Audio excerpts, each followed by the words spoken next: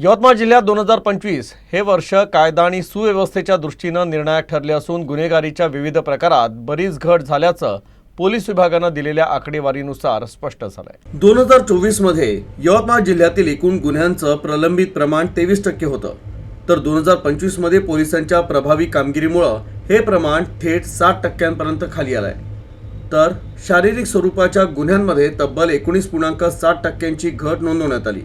अंमली पदार्थ विरोधी कारवाईत 52 आरोपींना अटक करून गांजा आणि एमडी असा अंमली पदार्थ असा एकूण 48 लाख रुपयांचा मुद्देमाल जप्त करण्यात आला।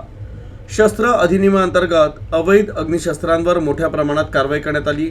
अवैध गुटखा आणि वाळू तस्करी विरोधातही कोट्यवधींचा मुद्देमाल जप्त करण्यात आला।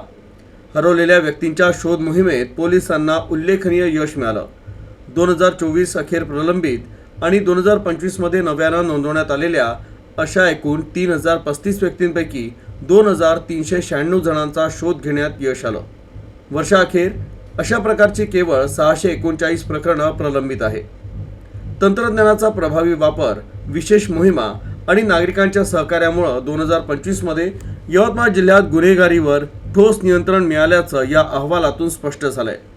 महिलांची सुरक्षा, संघटित गुन्हेगारी विरोधातील कठोर भूमिका आणि मानवी दृष्टिकोनातून केलेली कामगिरी, त्यामुळे यवतमाळ पोलिसांची कार्यक्षमता अधोरेखित झाली आहे।